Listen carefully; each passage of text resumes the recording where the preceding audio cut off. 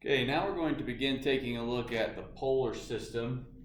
The nice thing about the polar system is it's kind of stuff we've already done. We've talked about angles, we've talked about distance from the origin, things like that.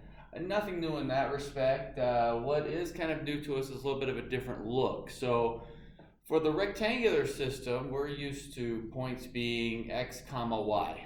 Okay, I can plot that point in first quadrant, second, third, fourth quadrant on an axis, but I know how to plot those points. Polar, instead of an xy, it's an r theta. Okay, so we're working with an r value and a theta. R is the directed distance from the origin, and theta is referring to the angle. Okay, now r versus theta. Just to kind of give you a picture here. If I did say, I don't know, let's make one up here, we'll say 50 degrees, there's an angle, okay? And let's say this value is 4, okay? So what we're saying is that the hypotenuse of that triangle, right triangle that we've talked about over and over, is 4 units, okay, for that piece. Now, that was our hypotenuse. The reason that it's called an R, it's how far it is from the origin, and the reason it's also called an R is the radius of that circle going around. Okay, so back when we had a unit circle, the radius was 1, right? So now radius is 4, you know, my point would then be, this point right here, would be 4 comma 50 degrees in the polar system, so a polar coordinate, that is. Right? If I were doing an xy coordinate, I would need this x value and this y value. If I came up with those, then I could give an xy coordinate. But that's how we're coming up with the polar. That's why it's r. It's really that r for radius, radius of the circle going around. Okay? Now, when it comes to plotting polar, and I've got a few up here that we're going to plot, we're basically just doing an estimation. So, for example, in my picture here, you know, I'm estimating that's 50 degrees. I'm estimating that's 4 units out from the origin. That's really all I'm doing there. Okay. So, when you look at plotting in polar, find the angle first. So, I've switched back and forth here on these examples between radians and degrees, but it's still just kind of an estimate. So pi thirds, about right here. And we're going to say 2 units out. Hey, that's it right there. Now again, we're not pulling out a protractor and measuring an angle or a ruler and measuring the distance, but what we are saying is this value here is 2 units, because it's 2 units from the origin, and this angle is pi thirds. That's what it's referring to. Kind of giving an estimate there. Negative 30 degrees. So negative 30 degrees would drop into the 4th quadrant. We're going to say out 3 units. All right, so once again, I'm saying, hey, this is 3 units away, and there's that negative 30 degrees. Okay. Now, you don't have to write these R and angle values in each time. I'm just putting it up here as kind of a reference to where I'm getting that, because I did not measure 3. I'm just saying, hey, that's 3 units long. Okay. 7 pi force. So positive angles, we're going to go around. 7 pi force is sitting in the 4th quadrant, and 1 unit out. I'm going to say about right there. So again, I'm saying that point is 1 unit away, and I'm saying this angle is 7 pi force, that large angle there. Now we get a little bit of a change. Right? The R value turned negative, and this is why we call it a directed distance. All right, it's referring to a direction also. Right? Now we've had directed angles, negative 30 degrees. Now we're going to go clockwise, positive angle. We went counterclockwise. We've seen that over and over. That part's not new. Okay, so we've seen directed angles. Now comes that directed distance for the R value. Still, find the angle first. So 45 degrees would be sitting up here in this 1st quadrant. That part I know. Okay. The negative 2 means go the opposite direction. So instead of going 2 out in the 1st quadrant, I'm going opposite 2 back now I'm into that third quadrant. So it's that negative 2 units. So this would still be 2 units out from the origin. The negative meant I went the opposite way. Okay, so once again, I was supposed to be right here at 45 degrees, 2 units out, but it's negative 2. I went the opposite way, 2 units. Still found the angle first. Negative 3 pi halves. So negative 3 pi halves, that's going to take me around to this positive y-axis because I went negative. Okay.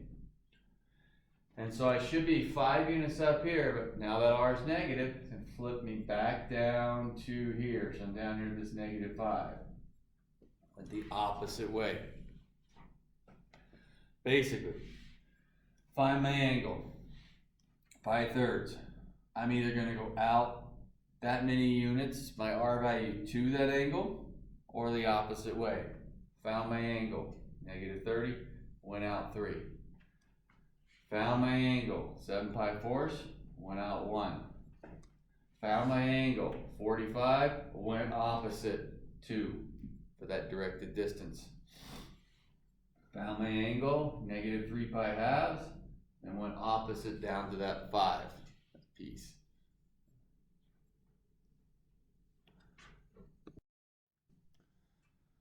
Our polar coordinates can also have multiple representations. So, whereas in a rectangular system, if I had the point 2, 3, well, 2, 3, we're going to go right 2, up 3. It's sitting right there, and it's just 2, 3. I don't have any other way of representing it.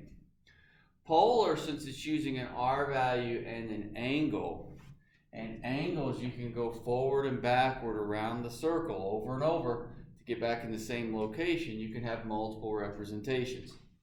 So I gave a coordinate here. We'll look at how this works. Negative 3 and negative 3 pi fourths. So to kind of give a visual, let's remember where this is. All right, negative 3, negative 3 pi fourths. So the first thing I did was find the angle.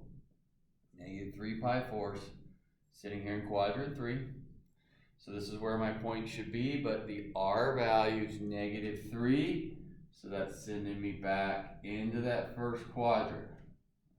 So I've gone 3 units out here in the first quadrant. Okay. And if this was negative 3 pi fourths, that makes this, I'm sitting at pi fourths.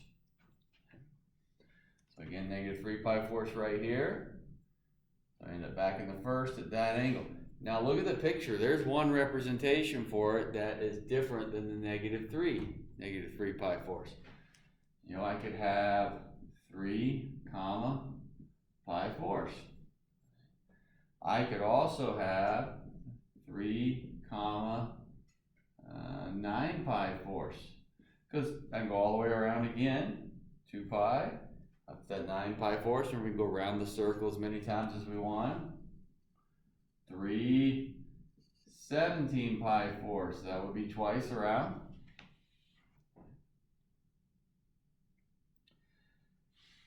I can use negative angles. So if this is pi fourths, coming backwards, that would give me negative 7 pi fourths. So I can do 3,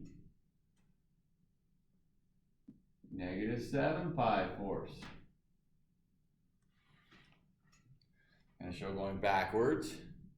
And even 3, negative 15 pi fourths is going to take me around one more time, and I can keep going forward or backwards around the circle. So basically it's not just sufficient to say multiple representations. You can have infinite representations because you can keep going forward and backwards around the circle. Now the other thing that we still haven't brought in this case, or these few examples, r could still be negative. Okay, so a negative 3 sends me back into quadrant 1, but that's really referring to this angle over here. Right, so this was negative 3 pi fourths. So I could have negative 3, and go back around again, and you would have negative 11 pi fourths. So negative 11 pi fourths. Here's negative 8 fourths. Another 3, negative 3, send me back to the first quadrant. -3. If this is -3 pi-4, then positive complement 5 pi-4. So that's -3, 5 pi-4, that coterminal angle. So this was -3, means this is +5. So I can incorporate still multiple ones of that -3 going forward and backwards. Now remember the denominator is 4. So I'm adding and subtracting 8. So if I subtract 8, I get -11. If I add 8, I get 5. And I can keep adding 8, keep subtracting 8, and get more. Okay? So I have multiple representations, technically infinite representations. So benefit of polar. Okay?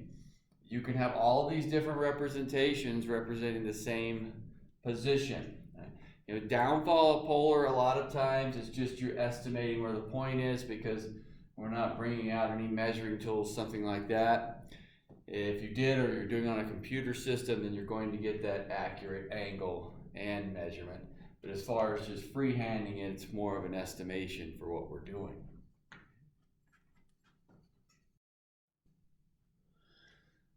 Okay, continuing with the polar system, we're going to look at some polar rectangular conversions.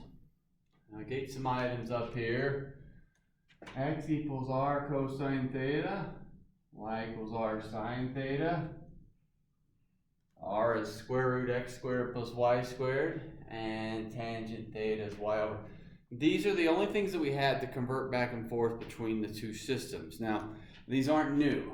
Okay, just to kind of give you a little bit of review from your past, you should remember we kind of started out with cosine theta being adjacent over hypotenuse.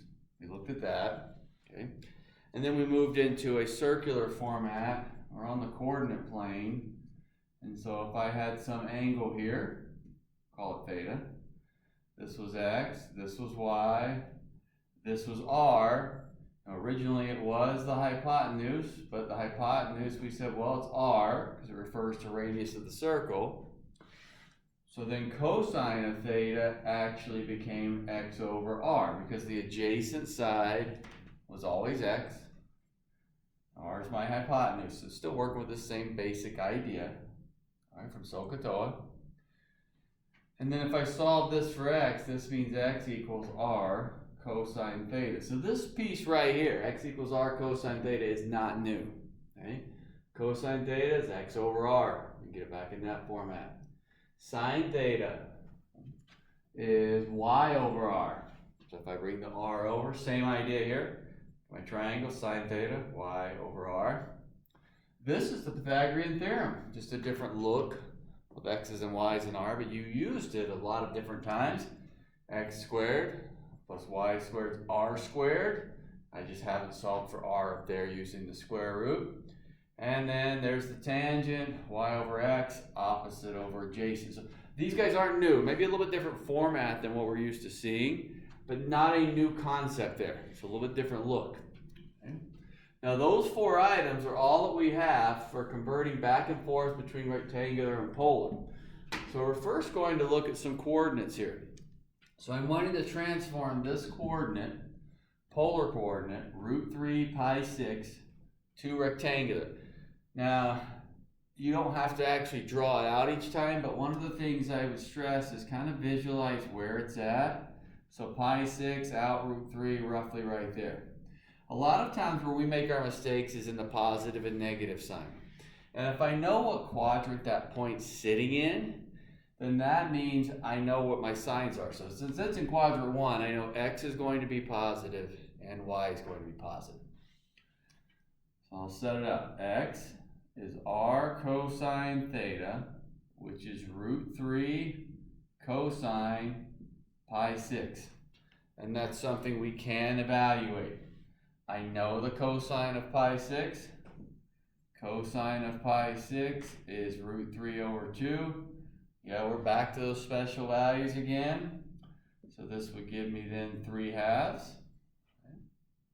For the y coordinate, y is r sine theta. So again, just using my conversion pieces. That would be √3 sine pi 6 which is root 3 sine of pi 6 is a half. So that would be root 3 over 2.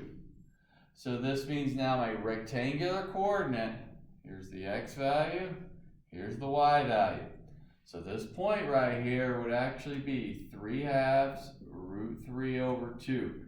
There's my x and y coordinate, 3/2 and root 3 over 2. Rectangular, polar. Okay. The second one, -4 and pi fourths. Let's kind of get this thing working here. Move this. Again, think about where we are. So -4 pi fourths. All right, so pi fourths, quadrant 1. But -4 sends me back into quadrant 3.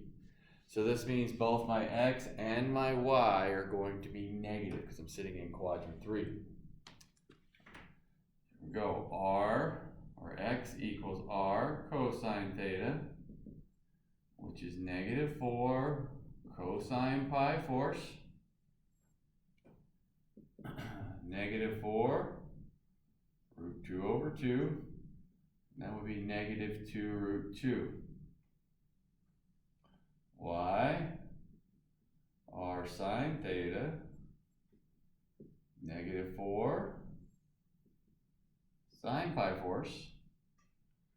So that would be -4 root 2 over 2, -2 root 2. There's my x, there's my y. So this rectangular coordinate would be the point -2 root 2, -2 root 2. There's my x and y coordinate for that polar coordinate, -4 and pi fourths. All right, let's take a look at the last one here. Well, last one of this type anyway. 2 comma pi. 2 comma pi. So we're converting to rectangular. Just going to slide it over here a little bit. 2 comma pi is what we're looking at. I'll still submit, if you don't draw it out, that's fine, but at least pay attention to where it is. Pi, and then out 2 units is right here. Well, that means I already know the answer. It's -2, 0. There's my rectangular coordinate. If it's sitting on an axis, I can count that pretty easy. Right, now, let's say you don't catch that. Well, let's work through the process. X, r cosine theta, 2 cosine pi. That's 2 times -1 is -2. There's the x coordinate.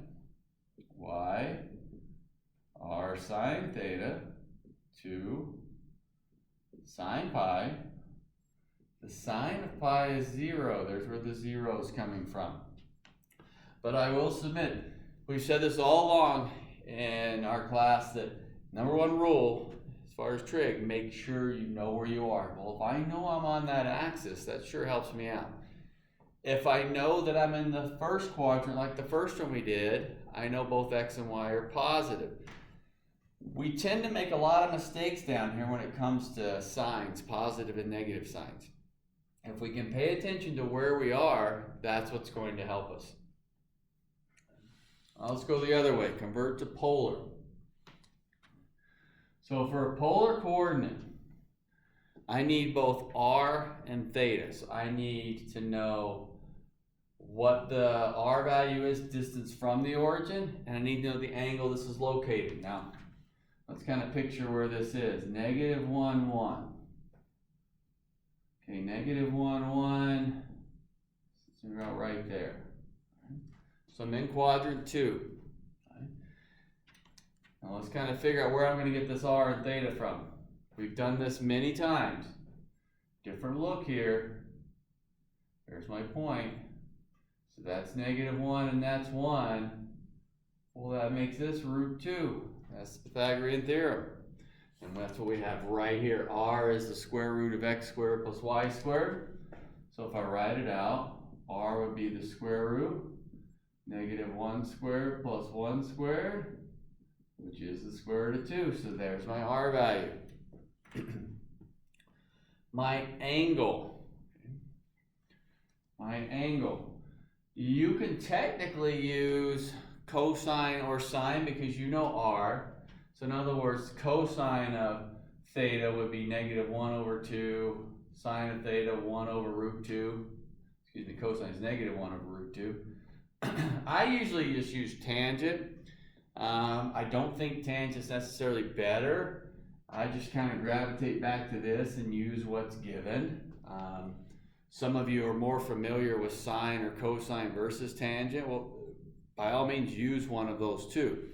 But if I use tangent here, what I know is tangent of theta, y over x, 1 over negative 1 is negative 1. So I'm looking for where the tangent of theta is that negative 1. We've talked over and over about reference angles. Tan inverse of negative 1. So this kind of goes back to what we were doing before.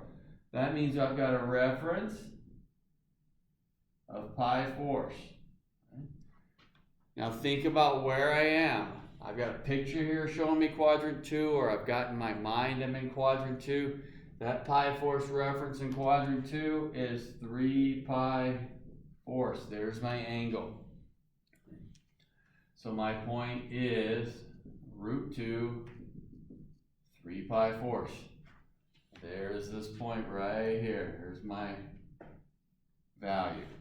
Now remember, you can have multiple or infinite representations for polar, so this is correct. You could also do root 2 negative 5 pi fourths, coming back the other way. You could also use a negative r value. The one thing I would submit would say, make sure you know where you are. If you know you're in quadrant 2, then any of those other multiple representations would have to be in quadrant 2. Okay? So, Pythagorean theorem gave me r. I used the tangent function to get my value. Again, you could use sine or cosine too. So that's for my negative 1, 1. Some room here. We're going to look at that 0, 2. 0, 2. So we're converting to polar. We're going to use this 0, 2. So again, let's think about where we are. 0, 2. 1, 2, I'm sitting right there. Well, if I visualize where I am, I know the angle. I also know I'm 2 units out, so this polar's got to be 2 pi halves. There's my polar coordinate, knowing where I am. Now, let's go through the process. R square root 0 squared plus 2 squared, that is 2. Tangent theta, 2 over 0. Well, that's undefined. Where's tangent undefined? At pi halves. Well, technically it would be undefined, if you remember the graph, at negative pi halves and pi halves. But if you look at where my point is, that's sitting at the pi halves mark. Let's look at our last one here, convert to polar. Just going to move it over here a little bit. Negative 1, negative root 3. So we're going to convert to polar still. So again, first off, visualize or think about, draw it out where that is.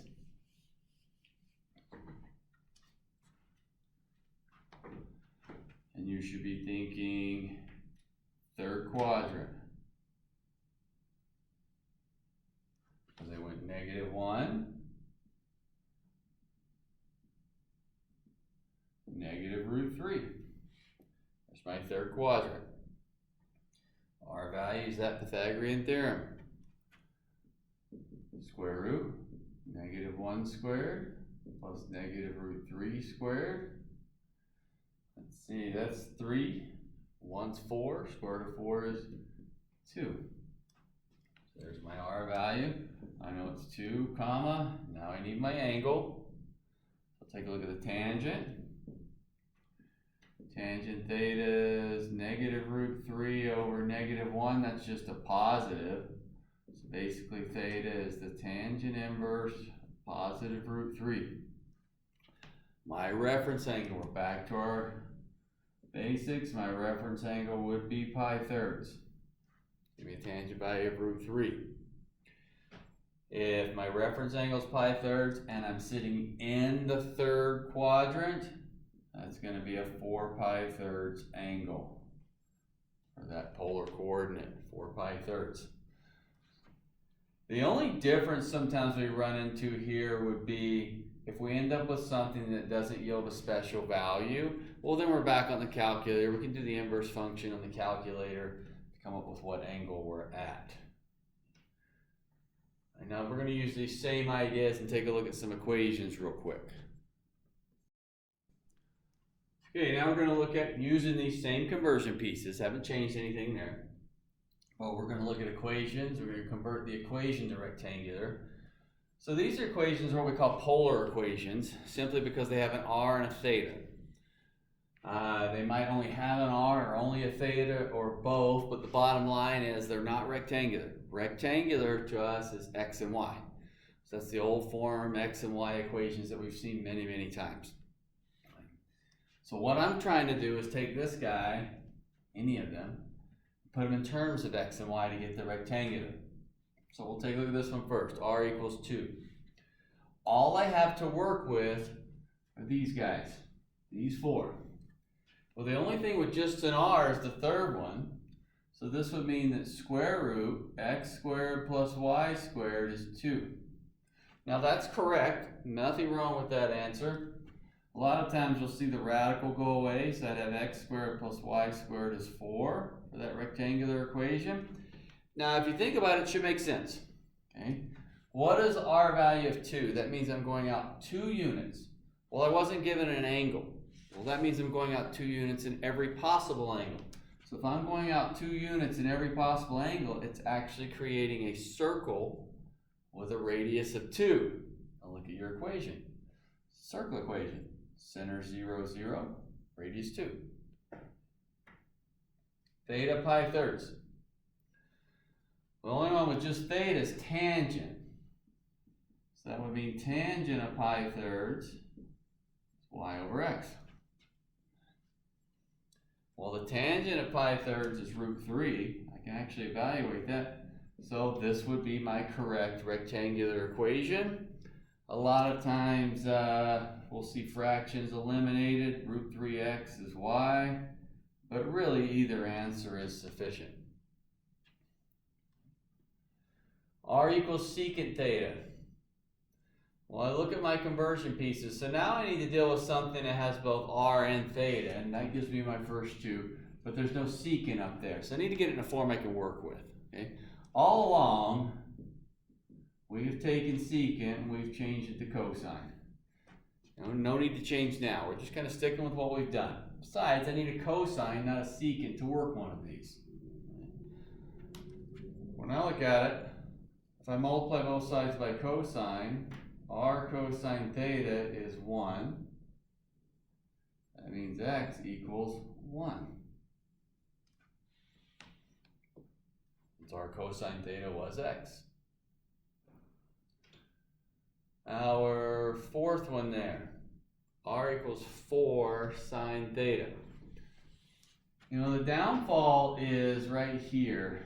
I don't have an r, because if I had r sine theta, I could just put a y in, which I don't have there, but I can put one there. A lot of times we think, well, wait a minute, you can't just do whatever you want. Well, I can put one on one side if I put it on the other side. So I can multiply the right side by r if I multiply the left side by r. So it's going to give me now r squared equals 4r sine theta. Well, r squared, look right here, that's got to be x squared plus y squared. There's that Pythagorean theorem, 4 and y. Okay.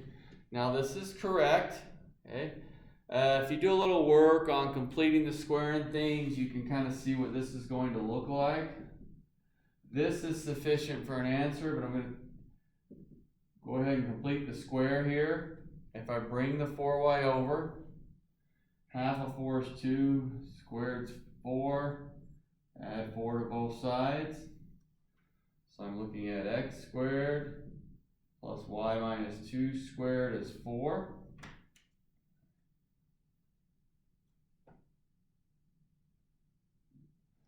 It's going to give me a different look here. Again, not necessary, but trying to get you in a form you would know. So this would be that circle, center 0, 2, and radius of 2. One of the nice things about polar versus rectangular, right? Something like circles, vertical line, remember those weren't functions, okay? A lot of times, because it doesn't pass that vertical line test, but we can actually use a polar representation for things that aren't functions, as well as a polar representation for things that are functions. This would just been a line here, those pieces. Because I need x and y, I'm going to work that substitution. Now let's take a look at a couple going the other way, back to a polar. Okay, now we'll look at our equations, going to a polar equation from a rectangular. If I want polar, that means I need r's and thetas, no x's and y's. Well, I'm still just going to use my same conversion factors. X is r cosine theta, so 2r cosine theta, plus 3, y is r sine theta, equals 1. So technically this is a correct polar equation. It's in polar form, there's no more x's and y's. What typically we will see a lot of times is it will be solved for r. So picture this, I could factor an r out. 2 cosine theta plus 3 sine theta is 1. Since they both had an r. And I can even divide that over. R equals 1 over 2 cosine theta plus 3 sine theta. So we can get multiple forms of how to write an equation. So this one down here is solved for r. This is still a polar one here. So the key is eliminating that x and y. Second one, y squared is 4x. Y squared would be r squared sine square theta. I'm squaring both. Equals 4r cosine theta. That is a correct polar equation. I can simplify it some. I could actually take an r out of both sides and have r sine square theta is 4 cosine theta. Divide both sides by the r. If I want r alone, I'd have r equals 4 cosine theta over sine square theta. And that's correct, but you can go a little bit further and say 4 cotangent theta cosecant theta. Because cosine over sine is cotangent, and that leaves you one more sine on the bottom, 1 over sine being that cosecant. Any are correct though, but just get some different forms of that answer. A lot of times when it comes to polar rectangular conversions, the confusion comes in, it's like, gosh, everything's new. It's really not, how we went over before. These are not new. They're a little different form than what you're used to, but it's relating back to what we did, okay? This started out adjacent over hypotenuse, opposite over hypotenuse, Pythagorean theorem, a squared plus b squared is c squared. Nothing really new going on in those pieces there, okay? But definitely a different look. Okay? So as you're working through some different problems, keep these guys close, make sure you're looking at them so you can kind of review back and get those pieces correct.